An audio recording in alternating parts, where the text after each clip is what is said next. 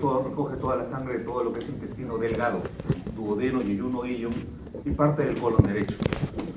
Mientras que la inferior, todo lo que resta, colon izquierdo, el colon transverso, colon izquierdo, recto.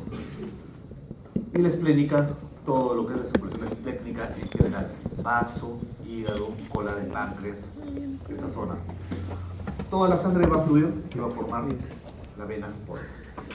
Esta vena porta va a entrar hacia el hígado llevando el 50% de oxígeno. Y a nuestro hígado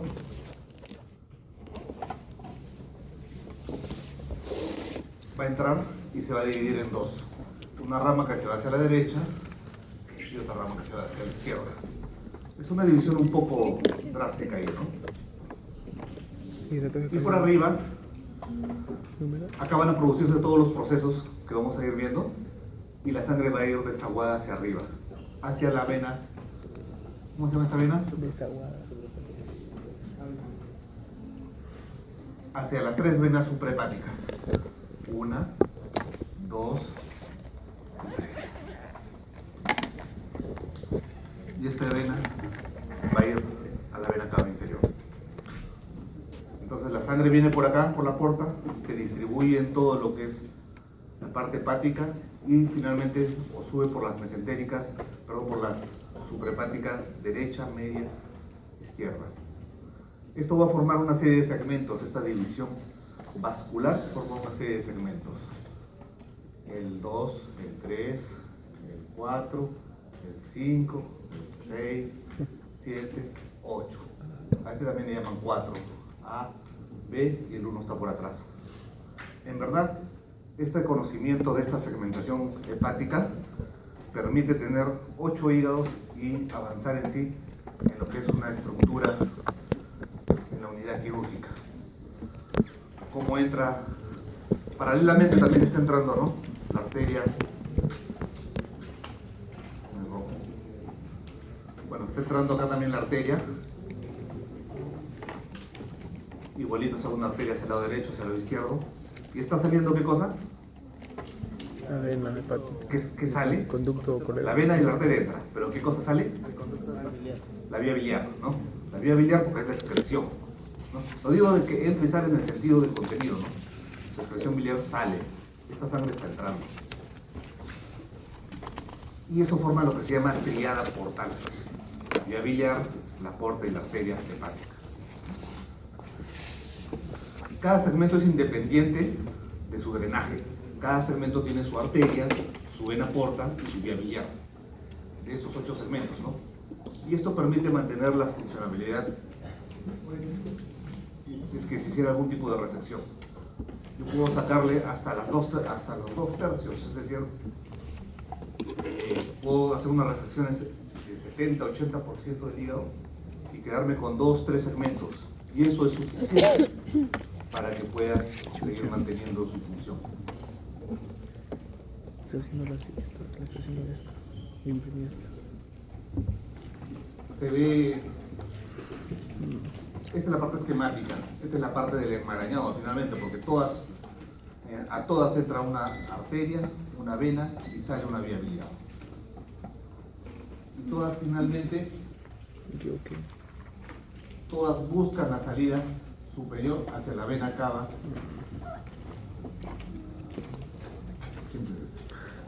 Todos buscan su salida hacia la vena cava, ¿no? Las venas centrales, vena cava y buscan la salida.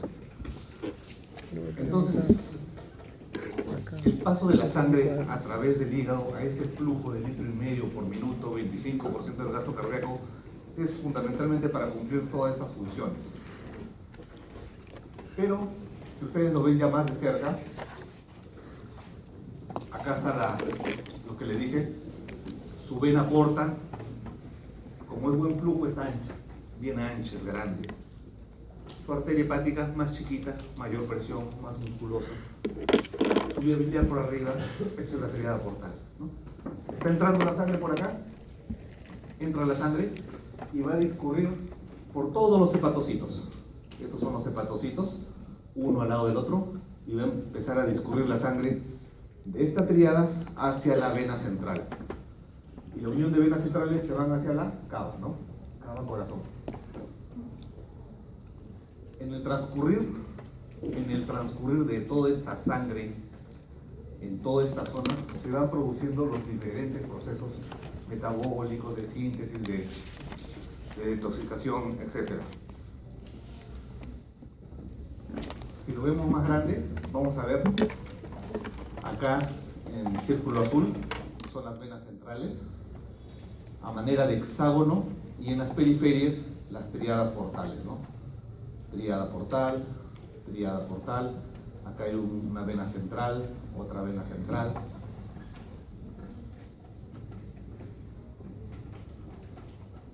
Entonces se empezó a describir cómo reconocerlo. Primero se tomó en cuenta al lobulillo clásico. El lobulillo clásico es en el cual la vena central es el centro. ¿Ven? La vena central, la unión de venas centrales hacen la que va hacia la cava, la suprahepática, es el centro. Sin embargo, también dijeron, no, la tríada portal debe ser importante. Entonces, en este caso ponen a la tríada portal al medio. El clásico es con la vena central. La concepción del lobulillo portal es el cual en la tríada portal está al medio, y a los extremos están las venas centrolobuliares, ¿no? Mientras que acá, a los extremos están las tríadas portales. Son dos conceptos dependiendo de dónde se tome el punto de vista, el punto de inicio, ¿no? Pero sin embargo, lo que prevaleció desde el punto de vista fisiológico es el acino portal. Este acino portal, ¿por qué? Esta forma que tiene romboidal va a hacer que a través de estos espacios, estas tríadas portales, fluya sangre que viene ricamente oxigenada y se va a discurrir hacia las venas centrolobuliares. Esto va a formar varias áreas. Va a formar lo que se llama la zonificación. En la zona 1 es la zona periportal, o sea, la zona que está más cerca a la tríada portal, ¿no? Como la sangre está viniendo recién de la arteria, del tronco celíaco, de la aorta, va a ser una sangre con mucho oxígeno y nutrientes por la vena porta que está recogiendo toda la mesentérica superior, está recogiendo todo lo que se ha absorbido. Hay enzimas del ciclo de la urea y se produce acá, como hay un gran metabolismo, hay una gran densidad de mitocondrias para uso de energía. Hay metabolismo oxidativo y de glucógeno.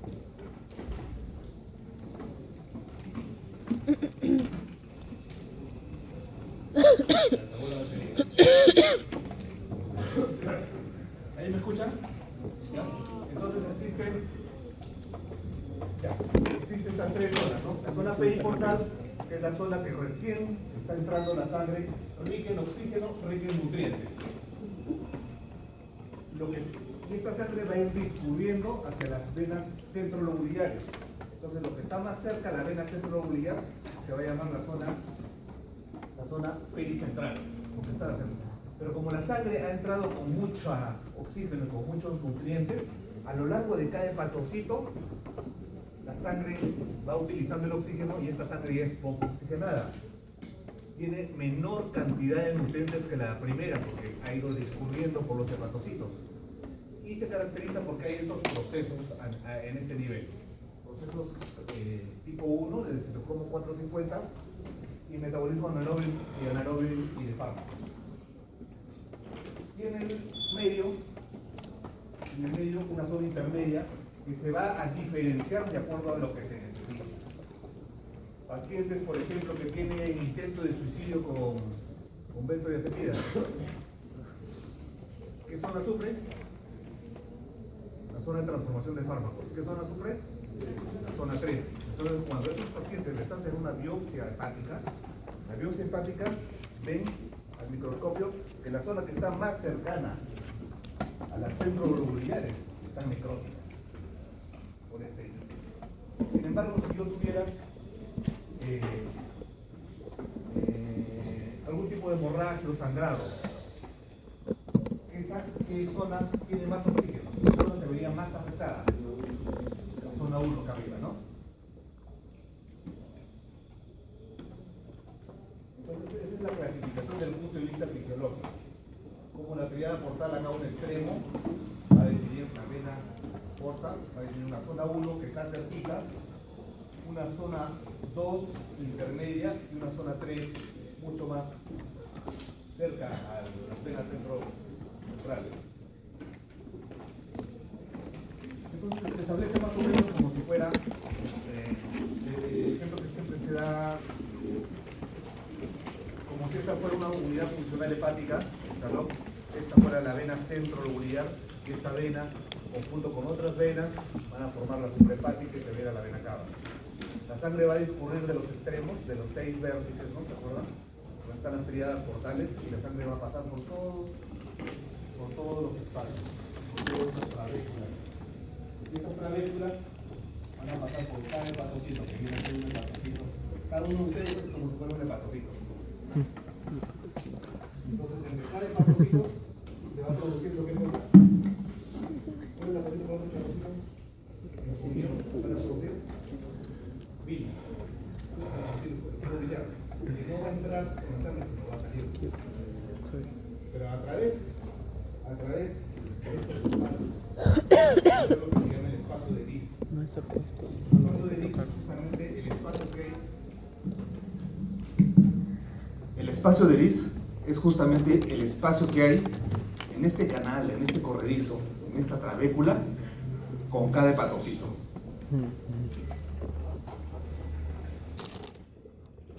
Y este espacio de Lis que está discurriendo, recuerden, la sangre viene de allá, va a pasar por todo el corredor. Y entre el corredor y el hepatocito está el espacio de Lis. En este espacio de Lis hay unas estructuras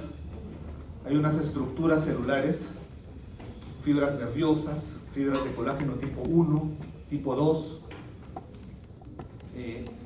Estas fibras de colágeno, estas estructuras, cuando se vuelven patológicas, forman lo que se llama la fibrosis hepática, lo que se llama cirrosis.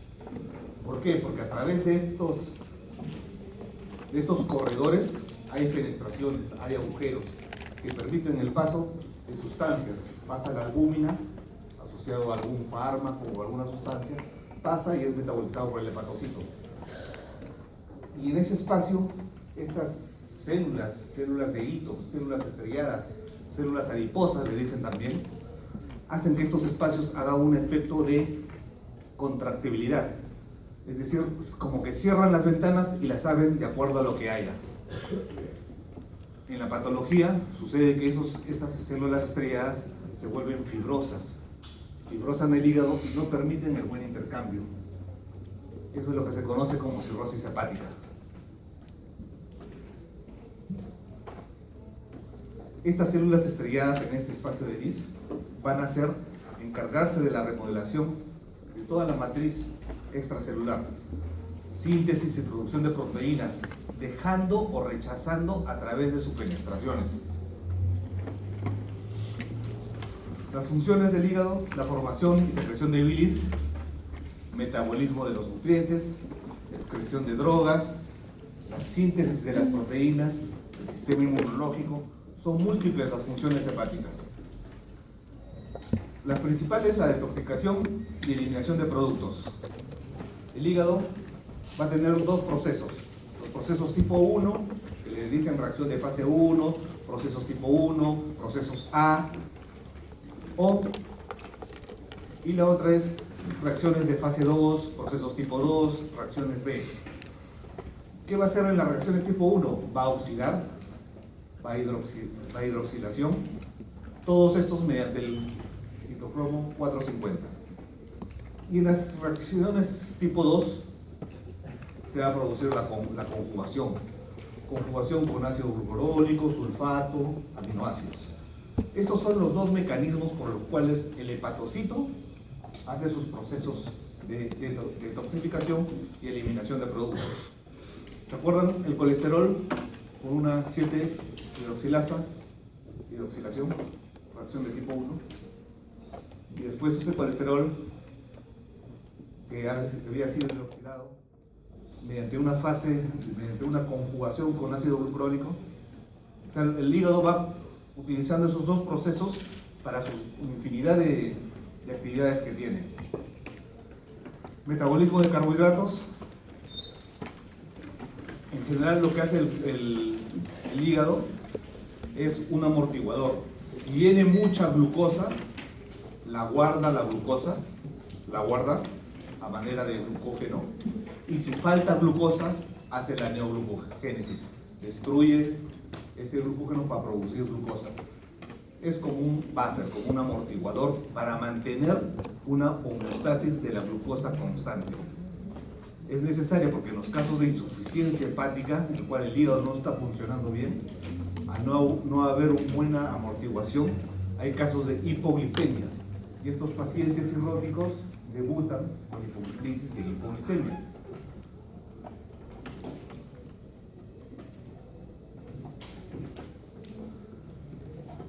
A nivel lipídico va a intervenir en la síntesis de colesterol y fosfolípidos, lipoproteínas, y también puede formar estos lípidos a partir de carbohidratos y proteínas.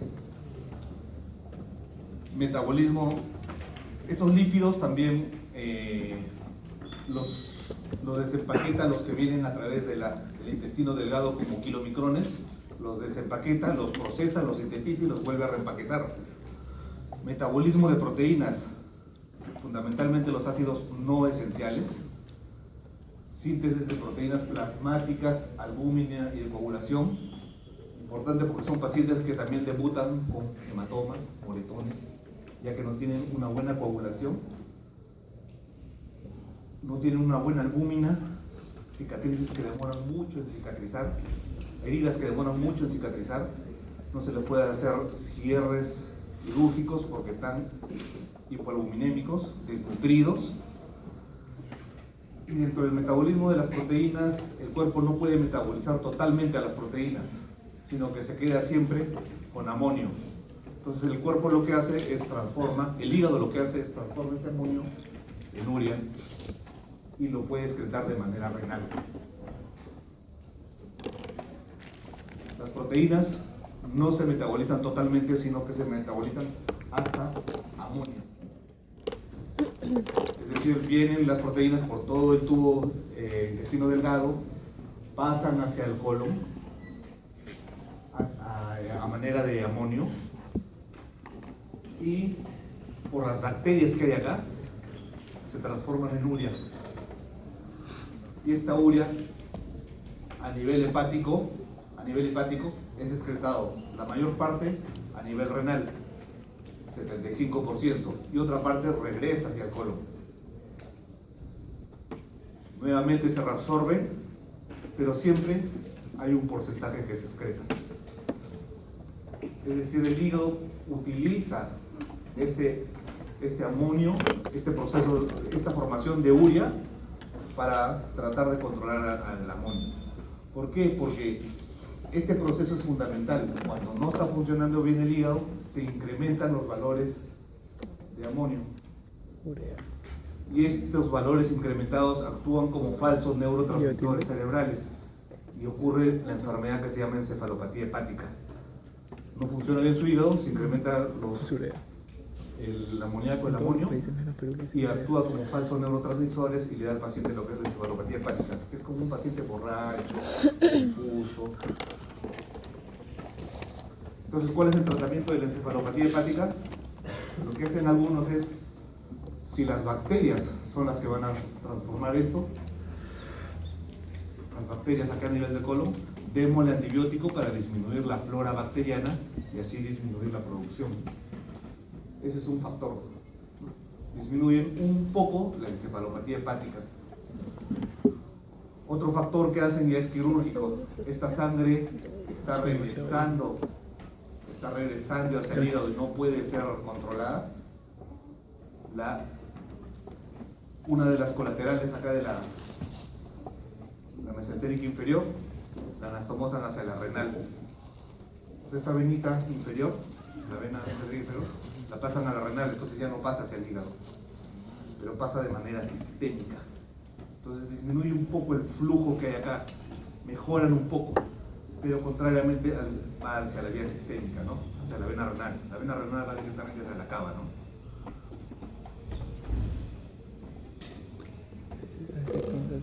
mismo que Puertas militares, mascaradas y todo. el hígado necesita, transforma a urea para que lo pueda eliminar, para que lo pueda eliminar a nivel renal. O sea, Es un porcentaje siempre a no te nivel rías. colónico se excreta, ¿no?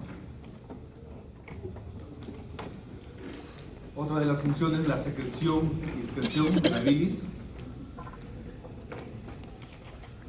La bilis producida en el hígado y guardada en la vesícula para ser excretada en los procesos de digestión de grasas. Vamos a tener que acá había un hepatocito junto a otro hepatocito, ¿no? Y entre estos dos hepatocitos hay una unión en la cual están los canalículos de bilis, que es este de acá. Acá se va a excretar la bilis. O sea, este hepatocito y este hepatocito, a esta luz va el jugo biliar. Y por arriba tenemos los espacios sinusoidales, ¿no? Los espacios sinusoidales, que es el endotelio entre el hepatocito, el espacio de Dis, y acá deberían estar las células estrelladas, las células de hito, ejerciendo su función contráctil para dejar pasar las sustancias hacia el hepatocito. El hepatocito va a ir produciendo ¿qué sustancias a esa luz? El jugo biliar. Y ese jugo biliar va a tener bilirrubinas, va a tener ácidos biliares, colesterol, cloro, toxinas, fosfolípidos, fármacos. Es necesaria la producción de bilis no solamente para la emulsificación de grasas, el micelar estos procesos, sino también para eliminar ciertas sustancias. Y todo esto debido todo esto debido a la gran vena porta. Entonces la gran vena porta, como le dije, recoge toda la sangre de intestino delgado, grueso, páncreas, vaso, el estómago, y todo va a centrar hacia el hígado. Ahí ponen 1300 minutos, más o menos el 25% debido del gasto cardíaco, ¿no? Entonces tenemos ahí, ¿qué vena es esa? Mesentérica inferior. ¿Qué vena es esa? Si viene del vaso a la esplénica. Y la otra que falta, la vena mesentérica superior, ¿no? Todas esas van a formar finalmente acá la vena porta, que está entrando hacia el hígado. De ahí la importancia de la vena, ¿no? Lo que forma la vena esplénica, formada por vasos cortos, vena esplénica, la mesentérica superior, por las cólicas derechas, venas del intestino delgado, la mesentérica inferior, por las hemorroidales y el arco vascular de Treitz. O sea, estas tres ramas que forman la porta finalmente son la unión de varias ramitas también. Entonces nosotros tenemos esquemáticamente acá la porta. Se ha cortado el cuerpo del páncreas, ¿no? Porque la porta está por detrás del páncreas. Se corta el páncreas y si nosotros tuviéramos, en esta imagen, si nosotros tuviéramos una obstrucción ahí, o sea, acá se produce una obstrucción. Esta obstrucción acá puede ser porque el hígado está fibrótico, está cirrótico, porque tiene trombosis de la porta. ¿Qué va a pasar con el resto de las venas? Si la obstrucción está acá, ¿qué pasa con estas venas? Se van a dilatar. Se empiezan a dilatar, ¿no? Se empiezan a ensanchar porque hay una obstrucción acá. Entonces empieza a subir la presión en todo este sistema de acá, en la mesentérica superior, en la inferior, en la esplénica. Si está obstruido, la esplénica que mide normalmente, esto empieza a crecer y es más grande y da un esplenismo. Crecen los vasos cortos, estos son los vasitos cortos que crecen, y al crecer estos vasitos cortos son los que se van hacia el esófago, hacia la unión gastroesofágica, y causan las varices esofágicas. Las varices esofágicas, endoscópicamente entra uno, y al pasar del esófago al estómago a través del cardias, empiezan a salir unas varices, unas venas dilatadas, ensanchadas, que normalmente no hay. Esas venas dilatadas, ensanchadas, que le llaman varices esofágicas, es porque hay una obstrucción en algún nivel de acá, de esta zona para arriba, y condiciona que haya una vasodilatación de toda esta vena gástrica derecha, y el peligro de esto es que estas venas son las que sangran. Esos pacientes con cirrosis tienden a sangrar a debutar por sangrado, por hemorragia digestiva. ¿Por qué? Anatómicamente por esta venita, ¿no? Pero si la obstrucción, y también me da, bueno, el esplenismo, crece la vena esplénica, crece el vaso, crece la mesentérica inferior. La mesentérica inferior crece y la última ramita de la mesentérica inferior son las hemorroidales. Empiezan a salir los paquetes hemorroidales a nivel rectal. Crece la vena mesentérica superior, que más que nada te da cambios internos, no externos, evaluables. Pero si la obstrucción ya no fuera acá arriba, si la obstrucción fuera acá abajito, ¿qué ocurre? O sea, desaparece esta obstrucción. ¿Esto continúa o desaparece? Desaparece, ¿no? No te da varices esofágicas, pero sí te da esplenismo, te da hemorroides, no te da tampoco la vena mesentérica superior. Entonces, eso es importante conocer la importancia de la porta en lo que es a su flujo y sus niveles de obstrucción para entender lo que es hipertensión portal. Tenemos nosotros que normalmente en el tubo digestivo va a haber una flora bacteriana. O sea, es normal que dependiendo el área existe una flora normal en nuestro cuerpo. Y esa flora cambia de persona en persona según la edad, según el sexo. Un niño, un bebé recién nacido no tiene flora bacteriana, está totalmente estéril, salvo si naciera de parto vaginal. A través del canal vaginal hay una serie de bacterias que normalmente colonizan al bebé, al recién nacido. Si es parto cesárea, no tiene por qué existir mayor flora bacteriana en el paciente, pero lo normal es que sea pues vaginal, ¿no? De acuerdo a la actividad del bebé, de lo que vaya comiendo, recién nacido, lactante, va a ir creando, va a ir formándose una flora, una microflora normal. Una microflora que puede ser las nativas, que es en los primeros años de vida, y otra flora de tránsito de acuerdo a lo que comen. ¿No han viajado ustedes de repente al extranjero y algo que han comido en el extranjero les ha dado diarrea? No significa que eso que hayan comido en el extranjero esté malo. Simplemente tiene una flora bacteriana diferente a la que ustedes tienen. O de repente que algún turista que fuera haya venido acá al Perú, lo invitan a comer y le da diarrea. ¿Significa que estaba malogrado, que estaba mal eso? Significa que tenía una flora bacteriana diferente a la cual el extranjero no está acostumbrado. Cuando ese extranjero venga por una segunda oportunidad, ya no va a tener estos eventos porque ya ha tenido exposición. De igual manera nosotros. Entonces, de acuerdo a cómo estemos, de acuerdo a la zona, sea el estómago, duodeno, yeyuno, ilio, colon, la cantidad de la flora, el porcentaje de la flora va a ir aumentando. Así tenemos que 10 a la 1 de lactobacillus, Beyonella, Helicobacter es a nivel gástrico. Y miren, a nivel colónico es 10 a la 12, fundamentalmente de bacteroides y de los anaerobios. ¿Cómo va a ir aumentando de acuerdo a la zona que investiguemos, ¿no? Y también cómo a nivel de la edad, el recién nacido va incrementando en número y en diversidad de la flora, hasta que fallece. La composición cambia totalmente. En procesos patológicos de diarrea, esta flora, esta microflora se ve alterada. Y ese hecho de esa flora que normalmente debe haber en el colon que esté alterada, condiciona muchas veces que el paciente no tenga una buena digestión y sufra de indigestión posterior a los cuadros diarreicos. Tiene su cuadro diarreico, le dan antibióticos, mejora, se recupera, pero sigue con dispepsia, gases, ¿no? Distensión, no se explica por qué. A esos pacientes son justamente a los cuales se ha barrido en este caso por la diarrea, o en algunos casos por el tratamiento antibiótico, la flora normal. Y el tratamiento es restituirle la flora con medicamentos como Floratil, sustancias, han salido yogures que también tienen flora normal, que ayudan esa flora normal a la digestión normal que tenemos. En el estómago 10 a la 3 unidades formadoras de colonias.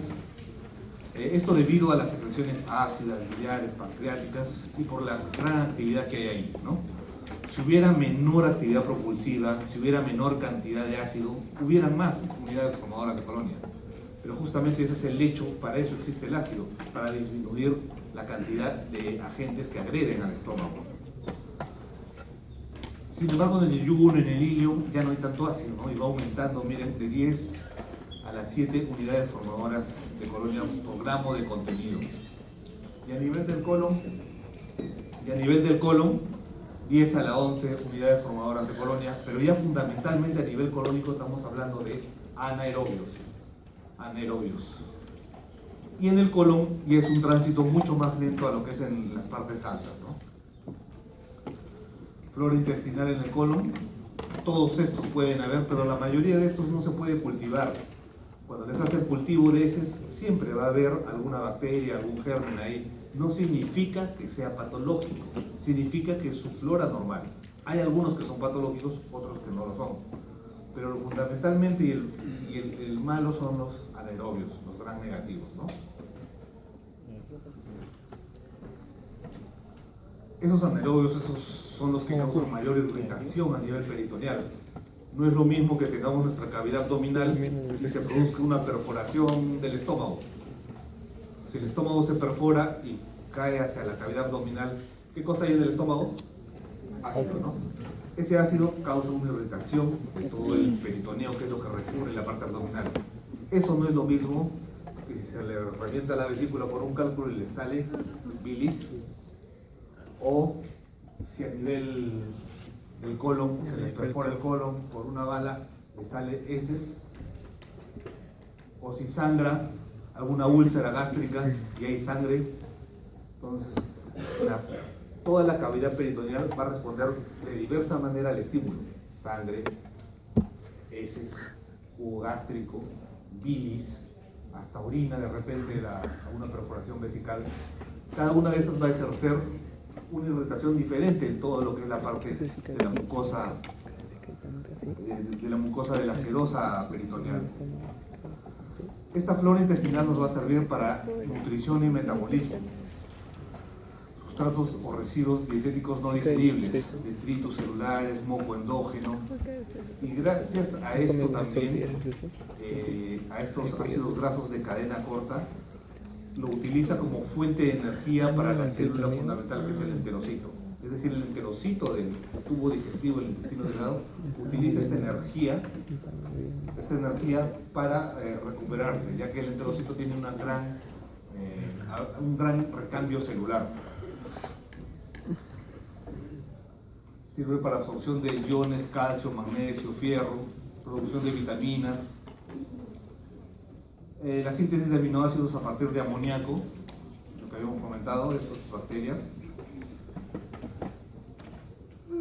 En general, a nivel del colon ascendente, transverso, donde es la mayor cantidad de flora bacteriana, se producen una serie de metabolismos que normalmente se reabsorben una buena cantidad. Una vez metabolizado por las bacterias, parte de eso se reabsorbe y parte se va excretando. Aparte, también ejercen un efecto barrera. Ese equilibrio que hay entre todas las bacterias, ese equilibrio procura tener una estabilidad para que no sobresalga uno sobre otro, ¿no? Y esto impide el crecimiento de bacterias oportunistas. Se establece también que cuando no hay bacterias, o cuando ejerce una mayor sobre otra, existe una inflamación que finalmente hace que se obvie lo que es la apoptosis celular a nivel colónico. Y esta es una de las teorías por cuales surge el cáncer de colon. Al no tener una apoptosis, una muerte celular ya establecida, la diferenciación de las células no se produce adecuadamente, y este ácido butírico y butirato, que son los que en teoría protegen, no ejercen una buena acción y se produce el cáncer del colon. Ejerce un efecto de proliferación y diferenciación de células, desarrollo del sistema inmunitario, por lo que hemos dicho. El tipo de alimentación va a ser variada, no es lo mismo tener un bebé que se alimenta de leche materna que tener un bebé que se alimenta de leche artificial. Cuando son lactancia materna, son las bifidobacterias lo que predomina. Mientras que cuando es leche artificial, no está claro cuál sea la que predomina. Pero justamente el hecho de hacer lactancia materna es lo que nos provee de una buena flora bacteriana. Y obviamente un buen sistema inmunológico. Por eso han visto niños que en la calle, esos niños que comen lo que sea y no les hace nada, ¿no han visto en las calles, esos niños que están expuestos ante alérgenos, ante bacterias, alérgenos? Son niños que ya han tenido un contacto directo y cuando comen algo no les pasa nada. Contrariamente al niño de casa que lo cuidan, que lo protegen, sobreprotegen, que todo le hace daño, todo le da alergia. ¿Cuántos hay acá así?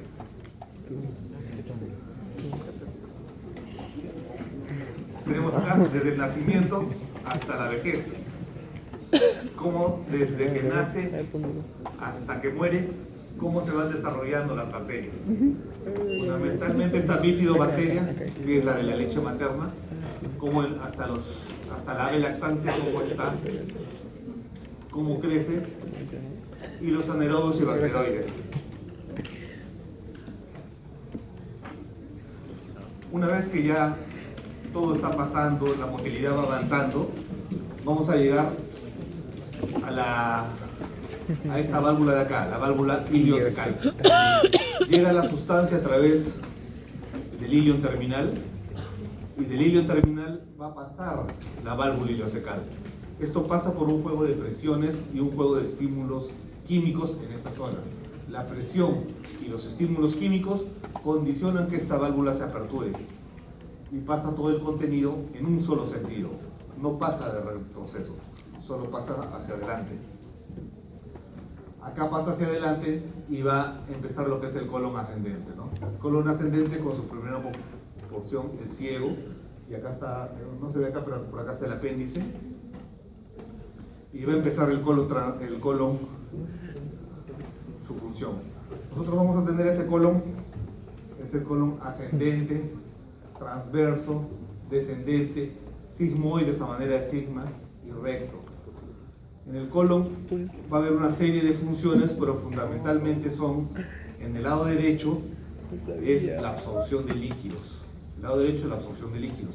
Mientras que en el lado izquierdo también tiene una absorción de líquidos menor que la del derecho, pero tiene una función de almacenamiento. El contenido acá a nivel del colon derecho es líquido, es totalmente líquido, ya que hemos producido 1,5 litros de saliva, 1,5 litros de jugo gástrico. ¿Cuánto de bilis? 1,5 litros. Jugo pancreático, 1 litro. ¿Cuánto tenemos ahí? 3, 4, como 5,5 litros. Más lo que comemos, una cantidad se reabsorbe a nivel de intestino delgado, pero acá al ciego llega un contenido líquido todavía abundante. Ese líquido es reabsorbido en el colon derecho. Donde se reabsorbe mayor cantidad de líquido es en el intestino delgado. Donde se reabsorbe mayor cantidad de líquido del colon es el colon derecho, a diferencia del colon izquierdo. Pero siempre el delgado es donde mayor absorción hay del líquido. El colon, a diferencia del estómago, duodeno, no tiene esa función de motilidad que habríamos hablado de si comes o no comes. ¿Se acuerdan? En ayuno postprandial. O sea, si no comes o comes. El colon no sigue ese patrón, no sigue ese complejo. El colon va a tener dos tipos de contracciones. Primero, las contracciones no propagadas, las contracciones que no ejercen ningún tipo, y las contracciones propagadas. Las contracciones no propagadas vienen a ser algo parecido a lo que sucedía en ayunos, en esas 3 fases, ¿recuerdan? Y en la fase 3 que es el 10%, que hay una buena posibilidad de movimiento, viene a ser esta. Y las contracciones propagadas vendrían a ser como las que son las postprandiales. Estas son las que tienen peristaltismo, peristaltismo inverso y movimientos en masa. En esta parte el colon es el único que puede tener peristaltismo contrario al sentido, el peristaltismo inverso, es el único. No lo tiene el duodeno, no tiene el intestino delgado, ni el colon, ni el esófago.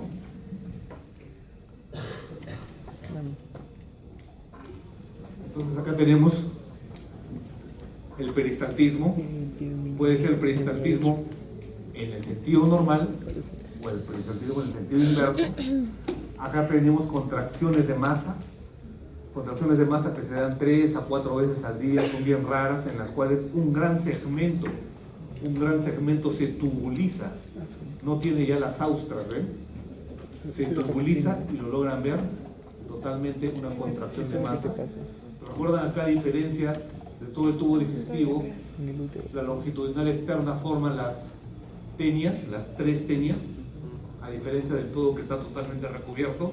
Este hecho que se repliegue y forme solo 3 tenias hace el hecho de que no tenga la misma motilidad de todo el tubo digestivo.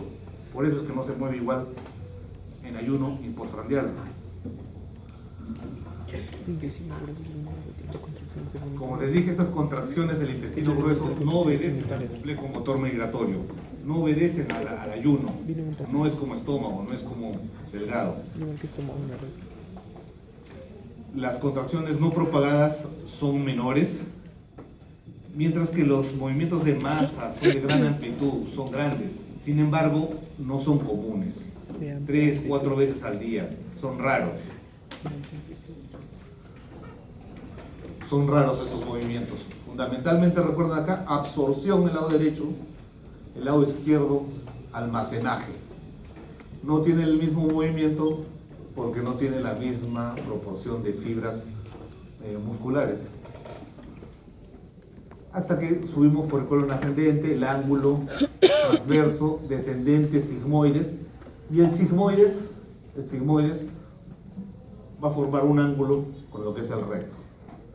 Este ángulo es necesario porque no es en sí una válvula, pero es una angulación que va regulando el pase del contenido del sigmoides hacia el recto.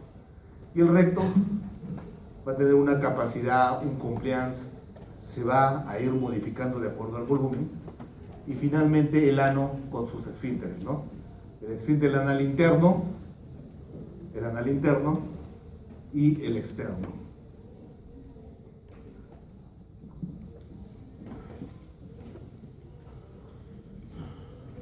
La motilidad a nivel de los esfínteres, vamos a ver acá que hay una presión. ¿Cuál es la voluntaria? Así es, el externo. El interno es la involuntaria. Va a tener una presión normal este esfínter. Entonces vamos a hablar acá de la unidad defecatoria.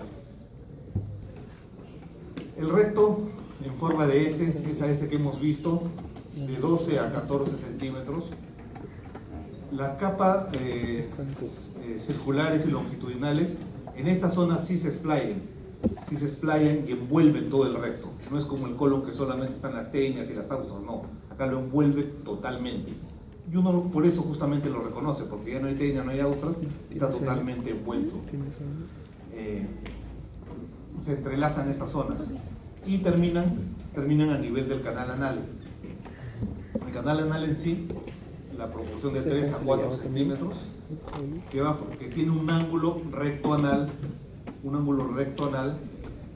con en el recto y el ano hay un ángulo, y ese ángulo va a estar modulado por un músculo.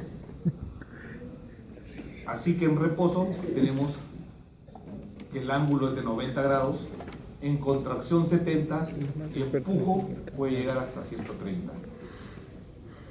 Los esfínteres externo e interno, y el músculo que estamos hablando es el músculo puborectal. Ese músculo es el que va a mantener esta angulación ano-rectal. También participan los elevadores del ano, pero fundamentalmente la angulación es el músculo puborectal. Hay repliegues mucosos, están las varices, esa zona que son los cojines vasculares. Y acá tenemos ¿qué es? el ano, el recto, el músculo pubo rectal. ¿Y qué es esto? Este músculo normalmente nosotros lo tenemos acá, está haciendo esa angulación, eso es lo normal, porque es el músculo que permite que no haya defecación. Estando sentados ahí, está contraído ahorita. Si alguno se levantara y se fuera al baño y empezara a pujar, empezara a hacer el valsalva, ¿ya? Cede la angulación, relaja el músculo pubo rectal o recto anal, ¿no? Lo relaja y lo que estaba anguladito se alinea y se produce, en este caso se produce ¿Alguien más está? al estar relajado se produce la defecación.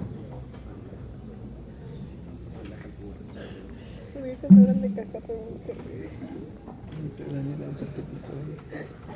El esfínter anal interno tiene su capa circular interna, que es músculo liso, es decir, no nos obedece, ¿no? El diámetro 0.5, dependiendo del sistema nervioso autónomo y entérico, mientras que el externo es músculo estriado, que sí obedece, casi siempre, ¿no? ¿Cuándo te mueres? Un diámetro un poco mayor, pues es más grueso, es más fuerte el músculo externo, el control voluntario, y depende del nervio pudento. Ese nervio que se lastima cuando hay multíparas, mujeres que han tenido 5 o 6 hijos, que han sido parto vaginal, y el hecho de tener el parto vaginal hace que la cabeza del bebé traumatice la zona pélvica